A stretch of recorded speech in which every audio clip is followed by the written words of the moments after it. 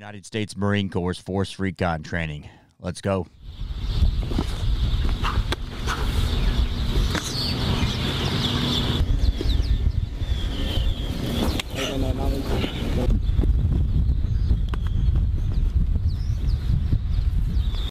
This type of training I really don't get why they do bayonet training anymore. I don't know. What do you guys think about bayonet training still being used in the military?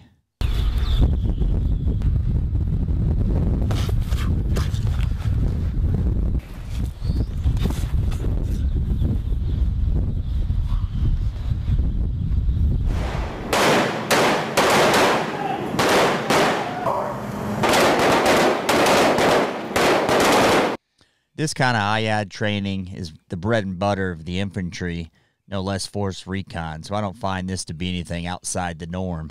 Having a hard time here.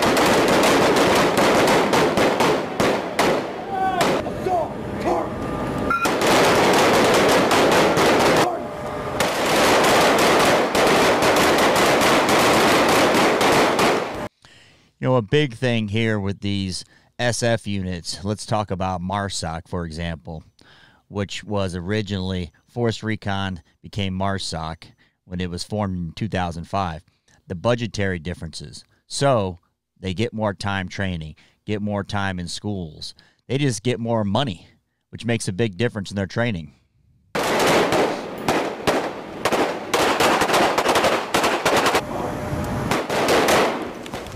mean, you're not doing bad, but we are 7-yard line. This shooting pack of weapons, just like we had the old one. Yep. We got a brand new one. That beam's only up there. Yeah. So, I'm on the...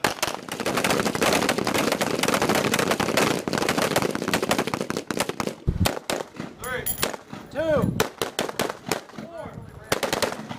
You'll see a lot of military training with a pistol, for example, that they'll be out at 25 yards. There's probably no reason ever you're going to be pulling your pistol 25 yards. Doesn't seem like really appropriate training. If you train someone at 25 feet, probably. But in the event they're pulling a pistol at 25 yards, with today's rules of engagement, that's going to be a problem. So I think they should do more training, especially CQB training, which most of it's going to be within 15 feet maybe in that space.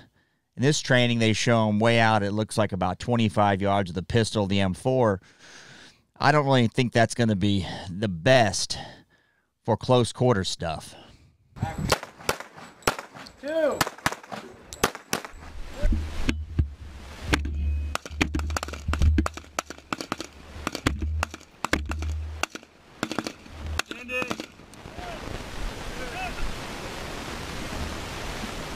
Here we go. Before we get to the pool, now some of the best training you're going to get is when these guys have you sprinting 100 yards, picking up your rifle, firing, sprinting 50 yards, picking up your pistol. What that's going to do is get your heart rate up, get your adrenaline going, and try to recreate what it's like if you have to do this for the real deal. That stuff is what I think the military is going towards, because just a static prone position at 500 yards, yes, it's going to show your proficiency with a rifle, but it's not going to show any kind of real-world combat roles.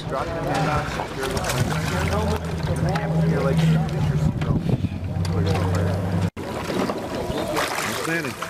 Top off, go to switch here.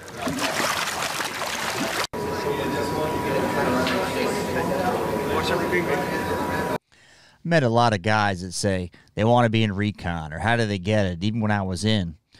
The big thing I'll tell you about recon, or any of these SEALs, specifically waterborne militaries, people that have a hard time with water don't do well. Now, what do I mean by that? People think they're good with water till they get surf torture, they get dunked, they got to bob in the water. All these things, they realize they don't do that well in the water. So if you don't have an upbringing in it, you'll probably get there, but you better be comfortable in the water. What do I mean by that? I mean comfortable as in when you're starting to lose your breath, you're not freaking out.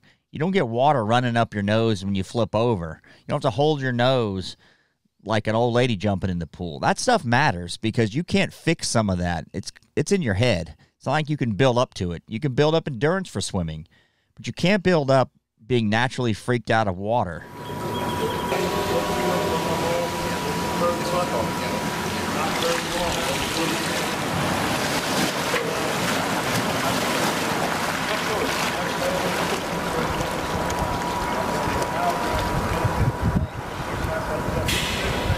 Let me tell you guys what's going on here. First, a question. Have any of you guys done this? When I was in the Marine Corps, we had a fuselage. It would drop in the water. It would flip over, and you'd have to evacuate. So you do it without a mask or with a mask, but it was clear, and with a mask that was opaque. And what would happen is you'd be all strapped in, you got your gear, rubber rifle, and you have to evacuate from the helicopter. So you're bumping around in the thing. You got to unhook yourself. There's other guys in there. So the point there is understand if you get into a helicopter crash, how you get out. Now, a lot of people, if you're claustrophobic and you don't like the water, this can be a struggle. For you guys that have done it, put that in the comments because that's what they're doing here. They've definitely improved the system. It used to be a further drop. It'd drop and then flip over. And you'd have to unhook yourself, swim out, come to the surface with all your gear. It can be a struggle for guys, especially when they put the black mask on. You can't see anything. My pro tip is blow bubbles, and the bubbles go up, and that's where you go up. Oh, yeah.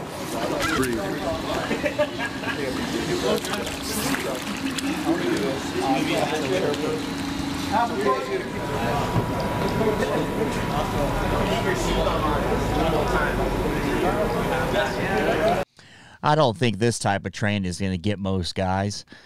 The time you get here, you're already comfortable in the water. You can swim underwater for a distance. You don't mind when you start lacking oxygen. This kind of stuff just helps you get used to how you unhook. Guys are swimming out with you, kick you in the face, getting your gear, your rifles hung up. A lot of stuff happens when these things hit the water, and then they're flipped over. Now you got to figure out which way's up, especially when it's dark and it's a real-life deal. So this is a good exercise. They used to do it for all Marines. For you guys that were in this service, put that in the comments if you've done this and what you thought of it.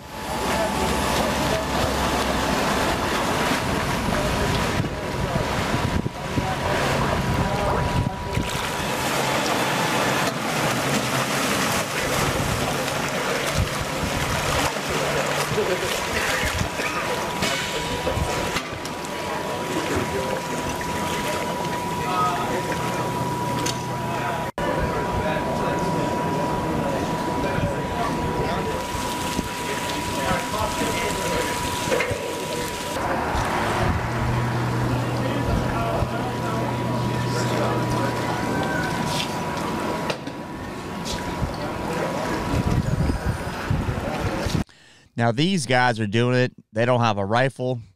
Used to be a rubber rifle, and there's no gear on. So maybe this is the initial portion of it, but you used to do it rifle, gear, boots, helmet. It wasn't a bike helmet. It was your regular Kevlar helmet. So maybe it's changed. For you guys that know, put that in the comments. Educate me.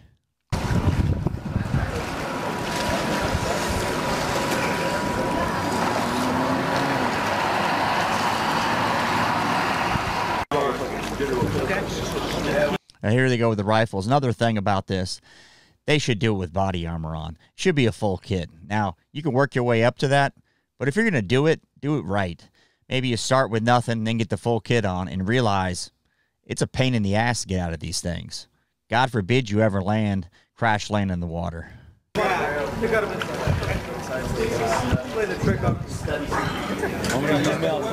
Simple. It'll be weapon up with your right hand. Yeah. And breathe. And the weapon is gonna. It's a little tricky. They're dragging this out, but this is not that difficult. You're strapped in like you would be to a helicopter, and it's gonna drop in the water and flip over. You're gonna have to unbuckle and get your ass out of it. That's the gist of it. It's not that hard. Now, when they put the mask on, it's totally blacked out. You gotta feel your way around and figure out which way is up. Because now you're upside down. It's not as easy as it looks, but let's keep going.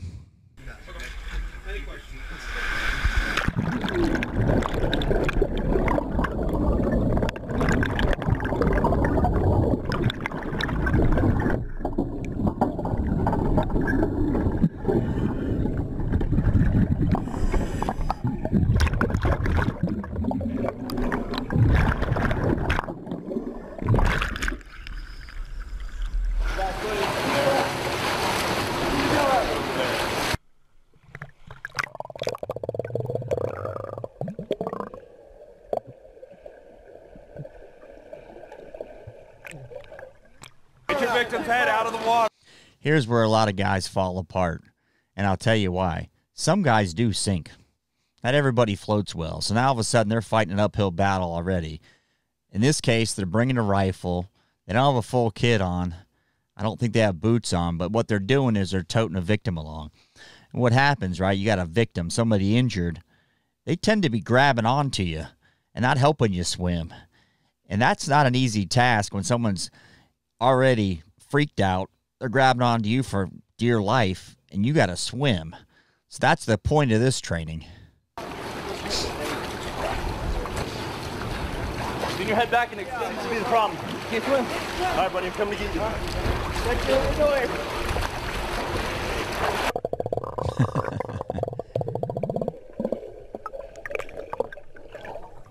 For those of you who have not been in the water with that kind of gear on, it is a pain in the ass. Boots on make it difficult. The BDUs are flopping around the water. The pockets collect water. It's more of a pain in the ass than you think it'd be, but you get used to it. I think the big takeaway here is you can't rush it. You got to take your time going through the water, because the more you rush it, the more energy you put out, the tireder you get faster. Let's go!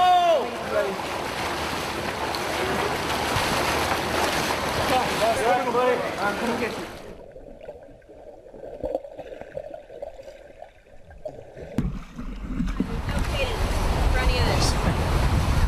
They got swim caps on. What the hell is that?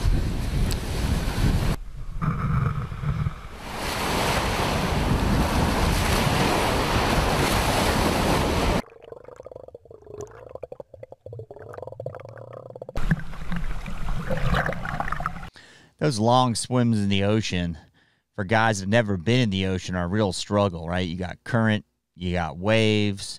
You got to pay attention. You could be thinking you're swimming perfectly straight. The current's pulling you one way or the other. And so you have to veer towards the current so you get put into the direction you want to end up.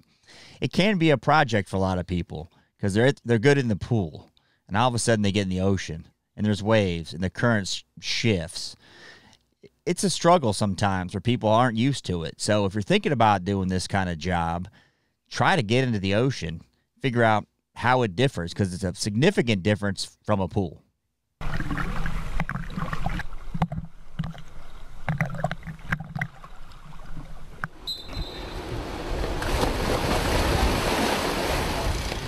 exercise. 1, 2, 3, 1. Well, that guy was doing some half-ass push-ups. I'm embarrassed to even call him a Marine in this video. 2, 3, 5. 1, 2. What the hell is that?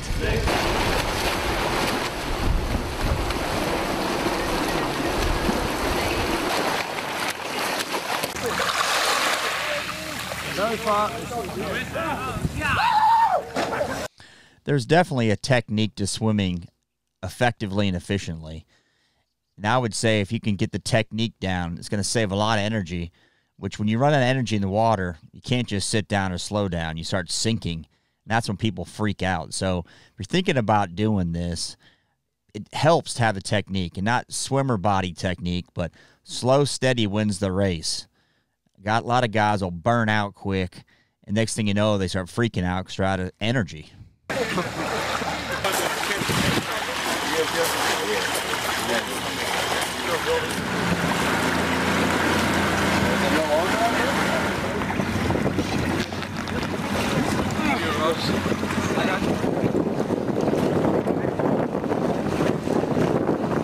Remember this, we gotta go under. And for you too, head on first.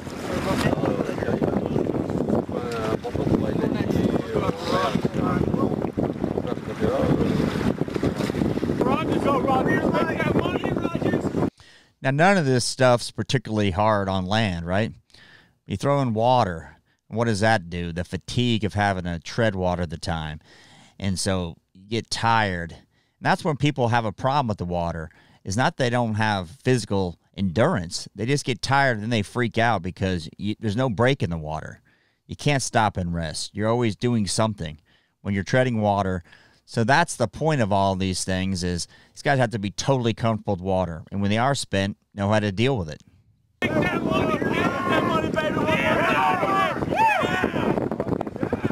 job.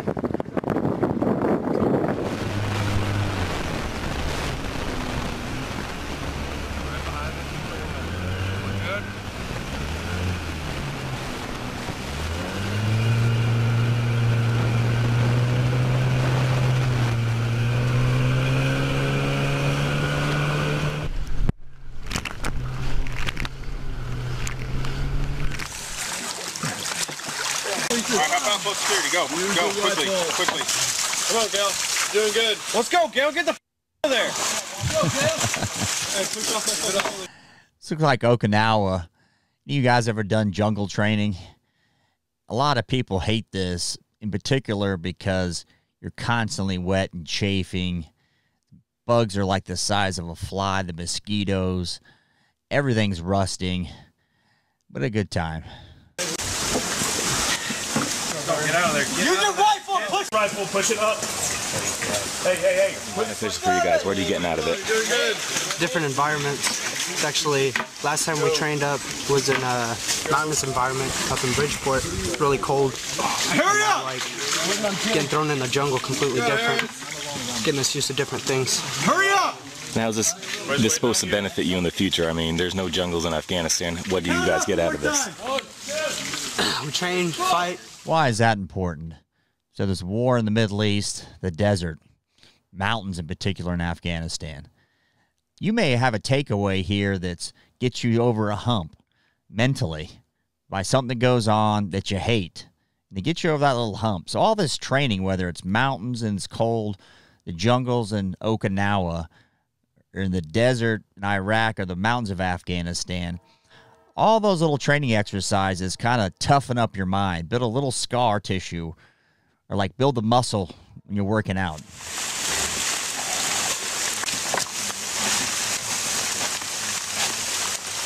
Down the street. Fucking dig in a fucking fighting hole in that fucking mud stuff. Move them down a little bit. Slide them down a bit. Slide them down. Look up, but there you go. I'm gonna lift up his back, hold his fucking. This kind of casualty role play is where guys really start fighting amongst themselves. People can't agree. If you don't all participate in lifting the casualty, the thing's falling down. This is where people start complaining a lot. You know, they're tired. It's dead weight. No one wants to do it, but you'll see people arguing and making a big to-do about it. And the quicker you guys all work together, the faster it's done. And you guys ever done this, whether it be in the Marine Corps or another service?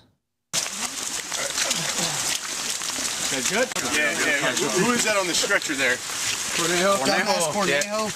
I'm looking out for you, man. Get down there and low crawl. Try and hold on to it this time. Roger that. Let's go. Unslinging rifle. Unslinging rifle. Let's go.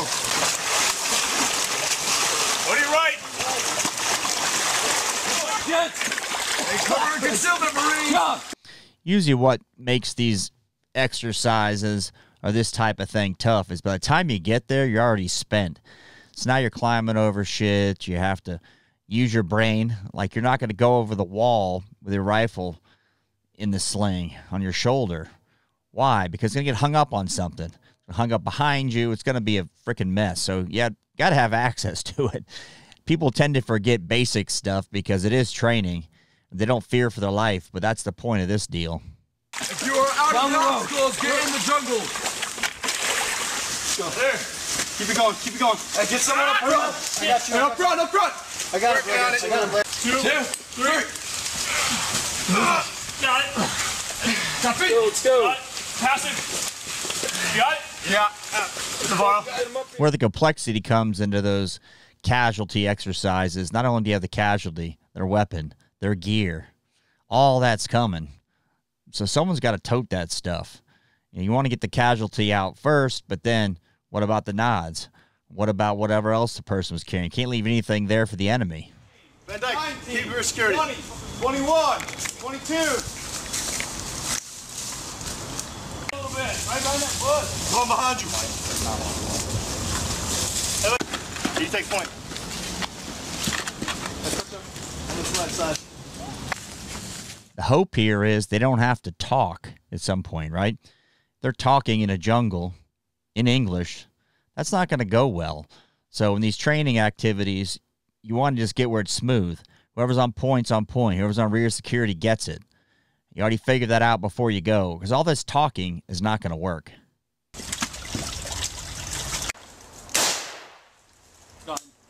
Okay. Reloading. Pick it up. I got you. 9, 10, 11, 12, 13, 14, 54, 55, 56, 57, 58, 59, 60, 61. Get it? Got him. Got one. Pushing off to the side. Got left. We got a corner. Sykes, try and move high on that corner. I'll move with you. Pushing around over here. All kinds of fire. Pushing down this draw. Coming in on the right over your head. Move up. Rhodes, get him on the right side. Still coming down. It's kind of waiting for the intensity. To be honest with you, it seemed a little slow-paced, and the guy seemed to move slow. What do you guys think? I'm not very overwhelmed by it. It's relevant to what we do because it gives us good situational awareness and it gives us good reaction time, knowing where our enemy's at and being able to find them quickly. Hey, Jingras, you want to tell them we talked about yesterday when the mediums looking through the grass. That's why they couldn't see them. These guys could see everything we were doing. The looks on our face. So make it a ghillie suit fit in. You think you got it fitting in until you get around these type of guys that really understand the vegetation, where it should be. People tend to overdo it versus underdo it. You got to look at it from the aspect of the potential enemy, in this case, the instructor. What can they see? What do you have on? And it's a skill, definitely an art. Some people just have a knack for it. They're really good at it. In this kind of training, you realize what really sticks out. Now, if you're looking from above, it's different than the vantage point that most people are going to have, what your vegetation on your ghillie suit should look like. It doesn't look right. So you gotta make sure you put it up this way.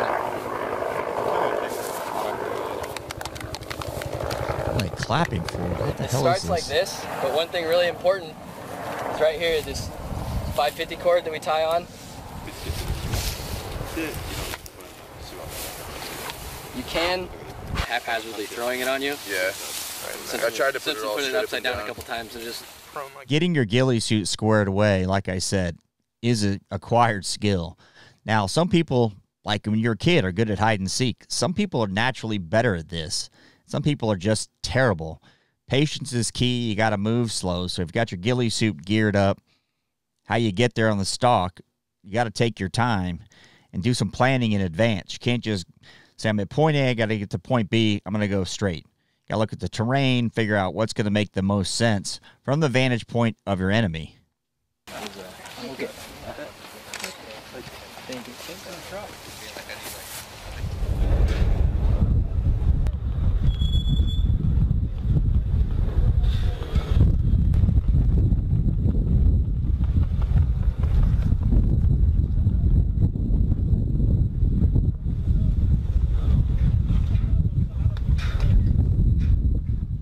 So this would be the first part of their training in this exercise. Because most jumps are going to be at night, right? Not jumping in the middle of the day with a white parachute. But in order to figure out tactics, how it's going to work, you do it during the day. Because reality, again, is most jumps are at night. You don't want a full moon. Common sense shit here.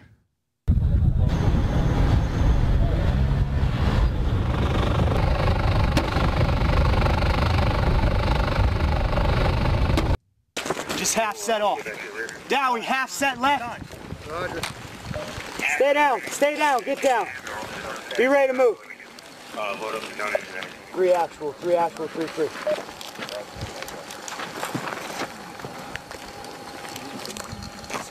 know, this road is going to go pretty much 5 minutes. So once you hit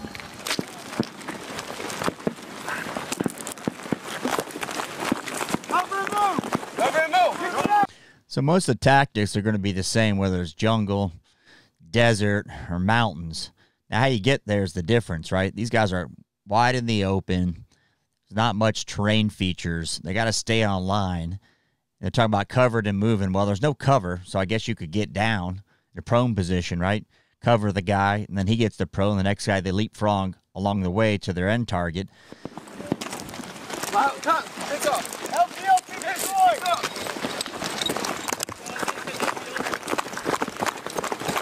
Get up to the burn. Get up to the burn.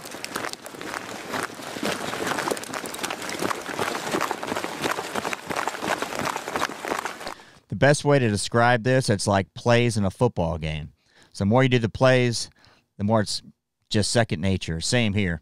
The more you do the drills, it should be second nature. You don't have to tell the guy cover and move. You don't have to tell the guy what to do next to you. Everybody knows what to do. You don't have to talk about it, make a big racket, because right now there's no rounds being fired. There's no grenades going off. They can hear each other. What happens when you've been tearing rounds down range with a 60, your ears are shot, you can't hear each other. So you got to get the natural silent communication going by practice, practice, and practice. 2 minutes. 2 minutes left of suppression. You're receiving fire from the enemy to your front. So they say contact front.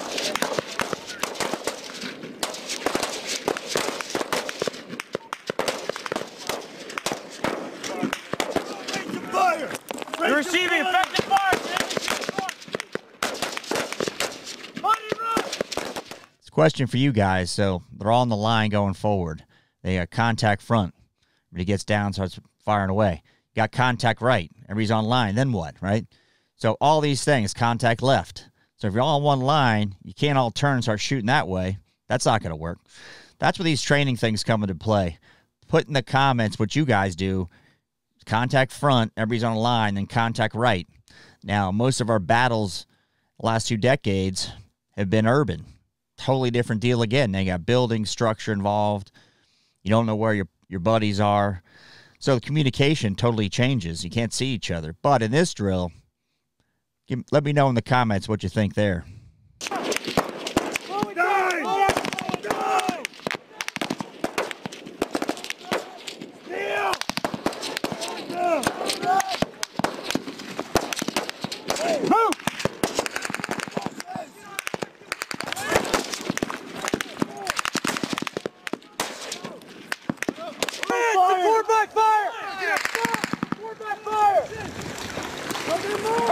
And they don't have a full kit on. Body armor, water bladder, that's about it. So you throw a full kit on, you got the helmet, maybe nods, it changes everything. Move slower, it's harder to get down naturally. It's a little different than training in real life again.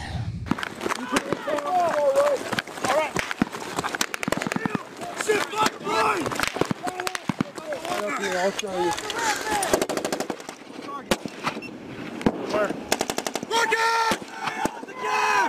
Rocket! Still hot. Too high! Too high! It is taking out! If you're new to the channel, thanks for stopping by. For my current subscribers, I appreciate you. Thanks for watching.